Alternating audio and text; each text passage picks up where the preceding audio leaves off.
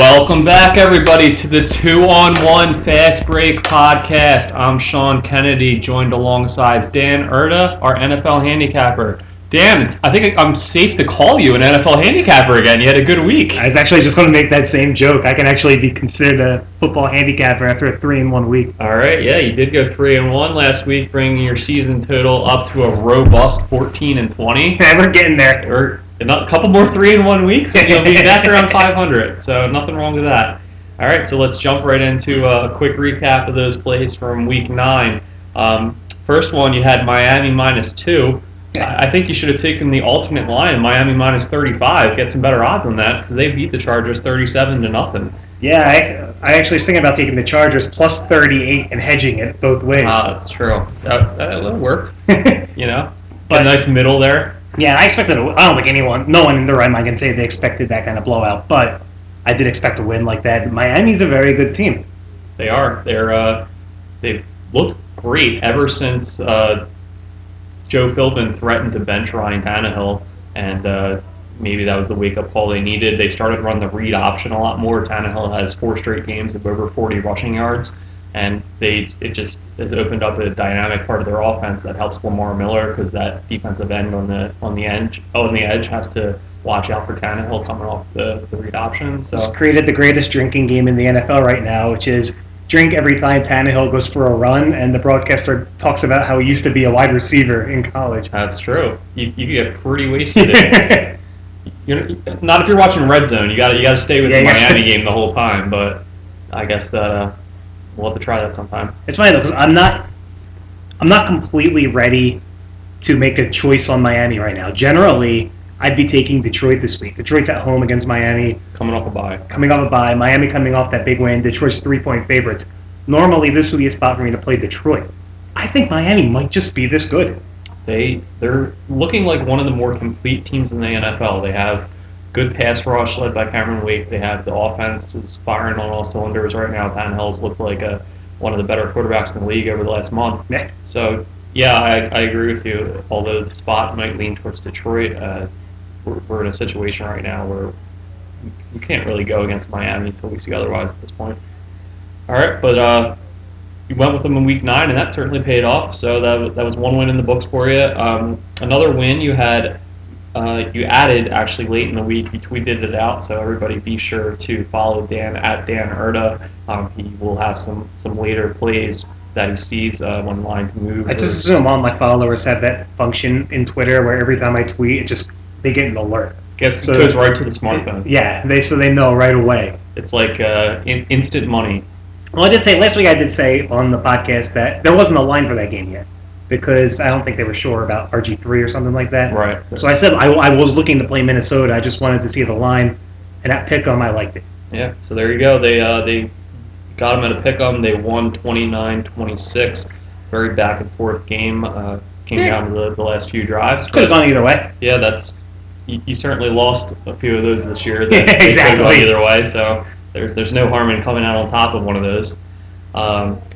Then the third in the afternoon game, you got your third win of the week, and that was the New England-Denver over 55. And New England just about hit that themselves almost. It was a 43-21 win.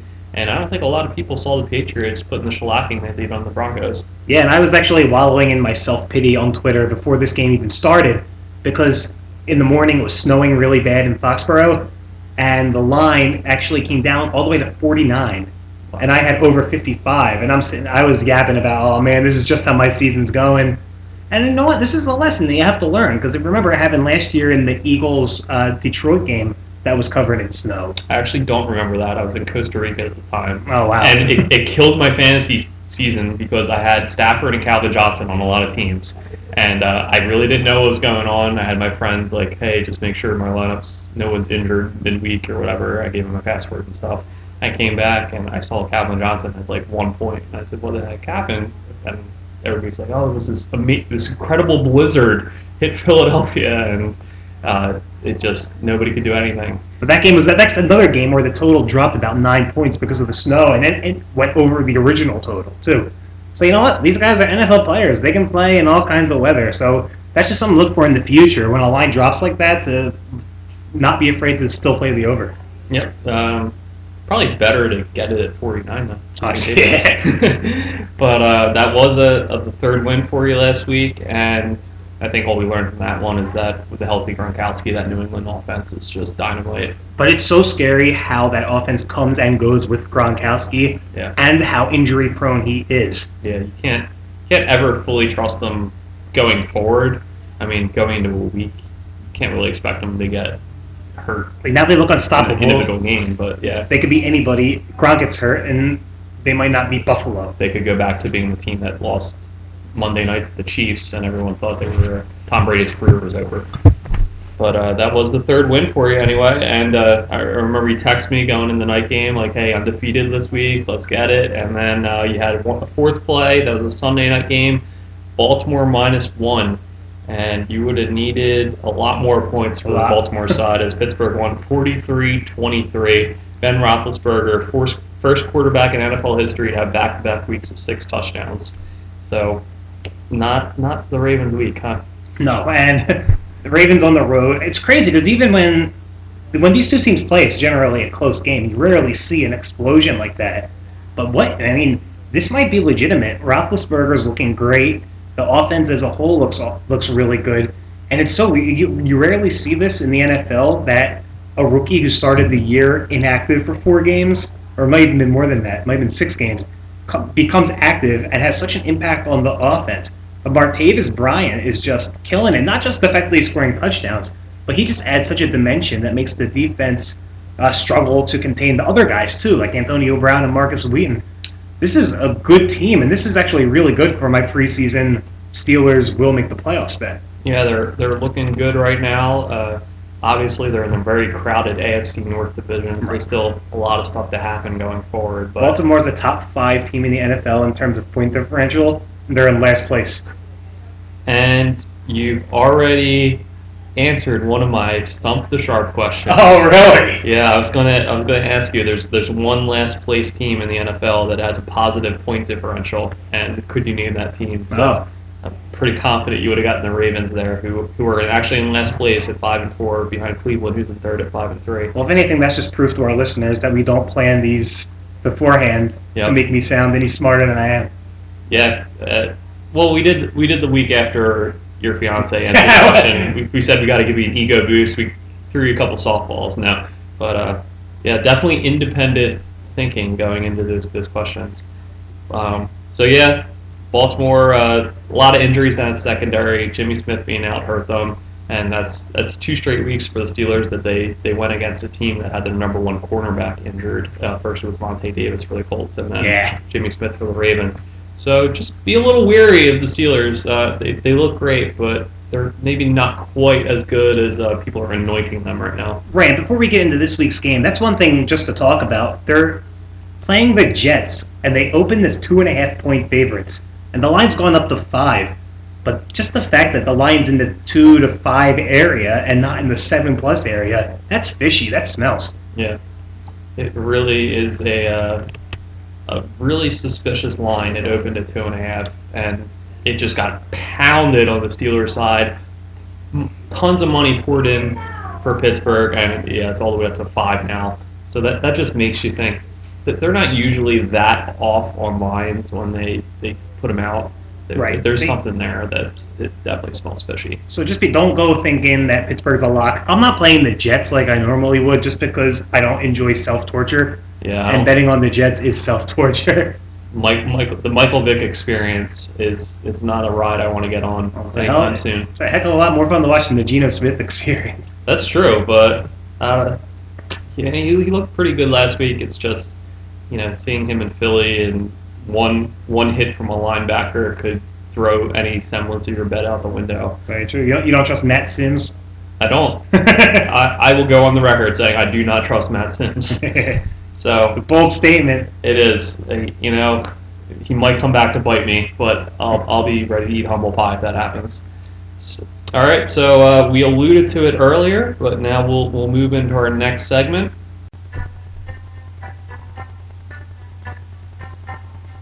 Now time for Stump the Sharp. Riley Cooper. Darren Sproles.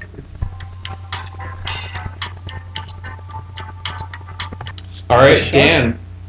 So you pretty much got one question right. We'll give you one. I'll take it. One on the board. So my next question is: there's one player in the league who has separated himself far and away from the pack in terms of the number of 40-plus yard receptions he's had this season. Can you name that player? Macklin? Macklin is actually tied for second. It's Jeremy Macklin, Demaryius Thomas tied for second with 5 apiece. But there's a guy that nearly has double the amount. A guy that you're very familiar with. I'm very familiar with him? You would be. I don't understand what that's hinting. I was going to guess T.Y. Hilton. No. It's somebody you've watched a lot as a sports fan. Somebody I have watched a lot as a sports fan. So this must be former Eagle Deshaun Jackson. It is. Deshaun Jackson, I mentioned Macklin and Demaryius Thomas each had 5. Deshaun Jackson has 9 40-plus yard receptions. He always fills the stat books with those 4 catches for 126 yards and a touchdown. He's averaging one of those a week. That's crazy. His yards per catch is 21.8 yards per catch. And it's funny because Chip Kelly is all about this whole culture wins championships thing, but man, with the way Macklin's playing, imagine having both of those guys. Having Macklin and Jackson on the outside and what that would do to open up the middle for Ertz and Matthews and the guys coming out of the backfield. I mean, it's just a shame he was a gang member. Yeah, he's flashing those crib signs and the pictures and all. I know, it's awful. But yeah, it's not. He's doing this with Colt McCoy and he's doing this with Kirk Cousins. Imagine if he had Nick Foles and Mark Sanchez. I mean, with that dynamite duo, he'd be setting records. But anyway, you got that one, and just goes to show you that Jackson's really good on the deep ball, and a lot of Eagles fans, despite whatever clubhouse chemistry issues the team wanted to throw out there, really still wish he was around. Yeah. All right, so you got basically 2 so far. I'll throw one more question your way.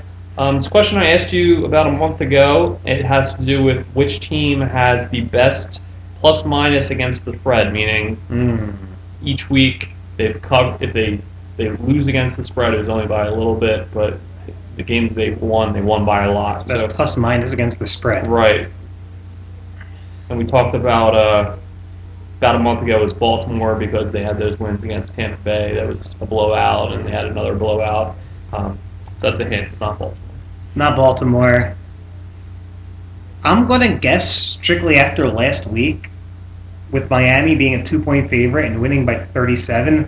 Did that bump them up at all? It did not. It might bump them up. It did bump them up, but the team I'm thinking of actually smoked Miami, really put the hammer on them in a game earlier this season. Is that the game that led to all the Tannehill controversy? It may have been.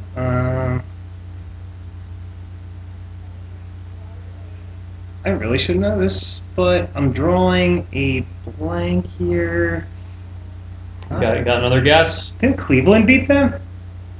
I believe they did. But that's not the team we're talking Cleveland about. Cleveland actually has a pretty poor point differential in general, so it's not them. Instead of cheating and looking this up on my phone, one more guess. One more guess? Yeah, real quick. No, I don't even know who Miami played. All right, we're gonna sound the buzzer on you. Sound the buzzer on me. I'm not gonna get this. All right, the answer is the Kansas City Chiefs. I did think of them, but they had the big win against Miami earlier season, and as I alluded to when we're talking about the Patriots, they smoked the Patriots in that Monday night game.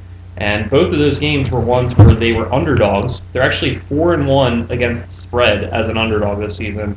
And in those games, they've covered the spread by an average of 13.2 points. And they're another team that has a fishy line this week that is begging for public money on them. They're 2-point favorites in Buffalo. But again, like you said, this team's playing so well that even though the sharp in me is saying take the home underdog that the public does not like, Kansas City's been so good, I'm staying off completely. Right, so that's another one of those home dogs that you've said throughout the year that those are the spots you like, but they've kind of come back to bite you this year a little bit. And so, as you mentioned with the Jets, a little bit of a stay away with Bills this week, just because how well the Chiefs have been playing, and I know they're not the same team when they go out at Arrowhead, but just a really solid team with Justin Houston on that pass rush, and even though they don't have a touchdown to a wide receiver this season, which is pretty incredible. That's crazy. It really is. They got Travis Kelce. He's been doing good work, and that 1-2 combo of Jamal Charles and Niall Davis is a formidable duo in the backfield. Don't forget the game with 2 receiving touchdowns from Joe McKnight. I did forget that game, and it's pretty sad that I can co-host a podcast about the NFL and forget the Joe McKnight 2-touchdown game. Joe McKnight will forever hold a place in football fans' hearts because Week 17, about 3 years ago, the Jets started him, and this is why I will never play in a fantasy league. That counts Week 17 as the championship week. If you're out there listening and you count Week 17 in fantasy, what are you thinking? It involves none of the players that were on your roster for the majority of the year. There was actually one league that I stopped, that I didn't join because that happened to me. A guy picked up a random scrub who was getting playing time in Week 17, and my guys were all getting benched for the playoffs, and ended up losing to that. Although I did have Joe McKnight that year. So I'm a little surprised you lost. All right, but so we'll, as we mentioned, staying away from the home dogs, but we'll go into the plays you do like for Week 10. And there's a home dog in there. Can't stay away from all of them. Yeah. Can't get away from them. Can't quit them. All right, so you like 3 plays this week, and we'll start with your first one, which, it is a home underdog, and it's Tampa Bay +2. You like them at home hosting the Falcons. Talk to us about that game. Well, everybody in the world saw how Atlanta embarrassed Tampa Bay on Thursday night a couple of weeks ago. And they won by like 50 points. They can't possibly lose it. Exactly, and now it's only a 2-point spread. Man, this is free money. Just bet Atlanta, right? That's what I'm going to do. But this is one of those games where it clearly, you can have a debate all day on whether or not there's such thing as traps or the public just doesn't understand how the flow of a season works. But I definitely think if they wanted 50-50 action, they would have made this a 3.5 point spread. Tampa Bay's the home dog. They're a much younger team. A lot of times when 2 teams are heading downhill, the younger teams are still a little more energized to play and prove themselves, whereas guys like Roddy White and Matt Ryan are pretty much just fed up with the season and the way it's going. Mike Evans is playing really well. He's establishing himself as a really big weapon. And Tampa Bay's just got to be pissed after being embarrassed like that. These guys are professional players. They were humiliated on the national stage, and now's their chance to get revenge. It's a great revenge spot, great home dog spot, and great fade the public spot. So, calling Tampa Bay a younger team, despite the fact that it's the return of 35-year-old Josh McCown at the helm of the offense. So do you see a revitalized McCown helping out that offense here? No, I don't think he's going to be any better or worse than Mike Glennon. If I were them, I would keep Glennon in just because he's younger, and eventually you're going to have to see if he's the guy. But I guess they already figured out that he's not. I don't think he's the guy. I think we've seen enough. Yeah, I mean, it's funny, though, because there's some drives where he looks really, really good, and then you think he might be. But overall, his body of work has not earned him. But yeah, Josh McCown's a veteran. Bobby Rainey's playing a lot better than Doug Martin was playing. They're probably going to get Charles Sims in there a little bit this week.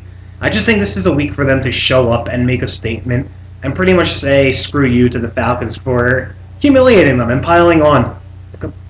It's definitely an underrated part of what goes into like pregame preparation. These guys, they couldn't have liked what happened to them when they went to the Georgia Dome and faced the Falcons in a nationally televised game.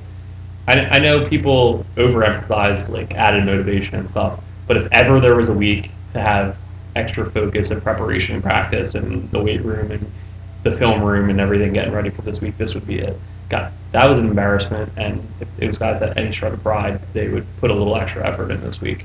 And yeah, like you said, like I completely agree with everything you said, and I just think that the team, Doug Martin's not playing anymore. He was garbage. I think the team finally realized that. He's hurt, but I think even when he's not hurt, he's not going to get any more go. Vincent Jackson, they're done trying to make him the man. They realize Mike Evans is the man now. Even a young tight end like Austin. But Aloe Black was the man. Aloe Black is the man. All right. According to that commercial for Beats by Dre or whatever. But yeah, I like this team. Even the young tight end, Austin Seferian-Jenkins, I think this is just a game where they show up. Atlanta's pretty much booking tee times right now, which is sad because if they had won one more game so far, they'd probably be in their division hunt. or if they knew how to get a first down or just not stop the clock twice in a row when you have the lead inside of 2 minutes. Oh, that's another angle. I forgot. Mike Smith has completely lost the team. The team's quit on Mike Smith. Yeah, Mike Smith has completely lost the team. How they didn't just say to him after that game, dude, you're in London, just enjoy while you're here because you're not the coach of the team anymore. Maybe call the wife, have her join you for a while. Yeah. I don't know why they didn't do that, but yeah, this team doesn't play for this guy anymore. London is where head coaches go to die. Yes. All right, so that's your first play of Week 10. You like Tampa Bay +2. Moving on to your second play, finally going to close out this 3-team teaser of yours. It's been dragging on for quite some time, but better to drag on than lose. So you're taking, to close out your 3-team teaser, you're getting 10 points with Denver, who is -11, bringing that all the way down to -1, and they're on the road against Oakland. So I guess you're not thinking this is the week Oakland gets the first win of the year, huh? I don't. I mean, Oakland's played a couple teams tough. They almost beat the Patriots. They probably could have beat the Patriots if it weren't for a very ticky-tacky holding call on a touchdown. They later would not score on that drive. But this is not going to be the week. Denver's off a loss. They're not going to lose 2 in a row with the second game being Oakland. Oakland, with the 11 points, is kind of tempting a little bit. It's another home dog, another game where public's going to be all over the road favorite. But that's what I love these teasers. Denver's just got to take care of business and win the game. And listen, if Denver's going to lose to Oakland, I'll gladly take the loss. And the only thing I'll add to that is that you might say this would be a look-ahead game where they're not taking Oakland seriously enough to put in the work during the week. They're looking past them. But they just got smoked by New England. Exactly. They're going to be ultra focused. The coaches were telling them how garbage they were last Sunday. So they're not looking past anything. They're gonna lay the wood on Oakland here. Yeah, and if they lose another game and Kansas City wins, that division is not completely locked up. Yeah, and the way New England's playing, they're fighting for home field in the playoffs and everything. I don't see any way Oakland. And I can buy the look ahead spot as a reason that they don't win by more than 11. Right. But I don't think that's gonna make them not win the game. Right. And I was just saying sometimes that's something you have to take into account when you see these what on paper look like huge mismatches. It's a great angle to play in college. Yeah, exactly. Especially when they're not professionals, kids are a little more swayed by emotion, like looking. All the pundits are like, "Oh, we can't wait for this big Auburn-Alabama matchup in 2 weeks." They forget about Louisiana-Lafayette the week before. And they go out and lay an egg against Vanderbilt or something. But so I don't think we need to overthink this one. Denver -1. I don't see any way that I would argue against that. So that will close out your 3-team teaser. Hopefully, get a W on the board for you there. And finally, your third and final play of Week 10. It's a Monday night game, and it's the Eagles -6 you like at home against Carolina. Welcome to the Mark Sanchez experience, everybody. Welcome to the Mark Sanchez era in Philadelphia. Now, everyone who listens to this and knows my Twitter handle. I'm a huge Eagles fan. That's not a secret. But I'm very objective and very fair when handicapping the Eagles games. It's not like I bet them every week. I write a column on the NFC East for a blog called Bookie Smash, in which I have to pick a side in each game. I picked against the Eagles multiple times. But this, to me, just has blowout written all over it. I think that the real line for this game should be -7 or -7.5 in favor of the Eagles. And I think the line makers took a point off, thinking that Foles to Sanchez is a downgrade deserving of 1 point. But for someone who's watched every play of the Eagles season this year, it's really not a downgrade. It might even be a mild upgrade with the way Foles has been playing. I was on the bandwagon last year. I love the guy. I was really confident in him as being the man, but he just has not looked the same. And it's not, you could say anything about luck, you could say regression to the mean, but the guy throws about 6 passes a game off of his back foot. Yeah, you just can't, it's terrible to watch. Sanchez came in. Sanchez, from the first snap he took in preseason, has just looked rejuvenated. And you know what? I think there's something to be said about a guy who was a high prospect in college, a first-round pick, and they went to the Jets, where quarterbacks go to die. Did you see what Drew Bledsoe said? Is that what Mike Vick's doing right now? To go to die? Drew Bledsoe was talking about Sanchez the other day, and he said that he was their sacrificial virgin. For what? For the Jets, saying that he was the guy who everyone blamed when really... the thing with quarterbacks, you have to have coaching and you have to have talent around you. He had a head coach who was very defensive-oriented, and he didn't really have any talent around him. The best thing he ever had was Santonio Holmes. Yeah, we did have one of the better catches in Super Bowl history. Yeah, but that was even before his Jets days. Yeah. But I'm not going to sit here and hype up Mark Sanchez like he's a second coming. I'm just saying he's going to run this offense the same way Foles did. Carolina's terrible, just as I thought they would be. They have pretty much a one-man defense in Luke Kuechly. They have Cam Newton's played pretty well throwing the ball, but he can't do it all himself. Doesn't have a lot of options. And this is one of those games. Sometimes you see when Chip Kelly plays on primetime, he likes to show off a little bit. You saw it his first game ever last year against Washington. You saw it a couple weeks ago against the Giants. You saw it late last season against the Bears. He likes to show the world that he's arrived as an NFL coach and that this team is legit. I think to ask him to cover less than a touchdown is not too much at all. I agree. I will add to that, even outside of Sanchez not being a drop-off from Foles, the offensive line, despite Harriman's being down now, they have gotten some pieces back in recent weeks. They look a lot better against the Texans. They finally had a rushing attack for probably the first time this season. There was holes for McCoy and Polk and the rest of those guys.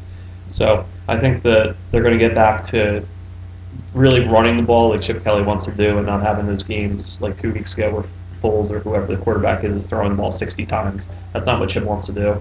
So I think the offense against what's really been a poor defensive unit for Carolina, they had some injuries. They had whole Greg Hardy situation, which decimated their pass rush. They don't really have a good pass rush now. And they lost some guys in the secondary and free agency that they weren't really able to replace because of their salary cap situation. So I think the Eagles are going to put up a lot of points. Jeremy Maclin's playing like one of the best receivers in the league right now the past couple weeks. Yes. And as it shows on the screen we're watching, he was named the NFC Offensive Player of the Week. Speak of the devil. So, and then defensively, as far as the Eagles are concerned, the Ryans injury hurts, but Kendricks has been playing well, and the Panthers don't really have too many options in the passing game that they're really going to be able to take advantage of the secondary. They have Benjamin, they have Olsen in the middle, but they're not the high-powered passing attack that can really hurt the Eagles where they're weak, which is the secondary. Eagles do a pretty good job stopping the run, and that's plays into what Carolina wants to do. And Philadelphia has really good home field advantage now, especially in the primetime games. The fans really get amped to give the team, you know what they should call that? They should call it the 12th man. That's cool because it would be like there's 11 players on the field, and the fans would be like another guy on the field for them. Yeah, I don't know. Maybe they can look into trademarking that or something. Also, maybe it'll be another blackout. Who knows? Also, to solidify my wager on the Eagles, I just ordered a Bobby Hoying jersey on eBay. Well, so, if anything says confidence in your Eagles, it's buying a Bobby Hoying jersey. Were they all out of Coy Detmer jerseys? There were no. I actually contacted a guy who wanted $25 for a James Thrash jersey, and I offered him $15. He said no. Well, that's a guy that knows when he has something good. You don't lowball a guy with a James Thrash jersey. So those are the 3 plays for Week 10. You like Tampa Bay +2, Denver -1, closing out a 3-team teaser, getting those 10 points, and Philadelphia -6. Dan, I'll be out in Vegas this weekend, so I'll be able to legally bet on sports. And you don't bet on sports other than that because you wouldn't do anything. No, because straight arrow. I abide by the law at all times. So this is all just hypothetical that we're talking about. And last week at this time, I said to check on Twitter because I was thinking about betting on the Vikings, and I did. I'm saying the same thing this week about the Jaguars. If that spread reopens back up once the whole injury or Tony Romo playing or not playing scenario works itself out, if I can get 7.5 with the Jaguars there, I'm probably going to take it. So stay tuned for that. Yeah. So follow Dan at Dan Erda. Follow me at Philly Fast Break. I'll be tweeting some betting tickets out from the Caesar Sportsbook. Yeah, so that'll be fun and he actually hopefully profitable. I just posted some really, really good content about Villanova and some of the college teams in Philadelphia too. Yep. So a lot of good content on the site, and a lot of good wins ahead for Dan and his NFL handicapping enterprise as we go forward, starting here in Week 10. So thanks for listening, everybody, and we'll talk to you next week. Good luck.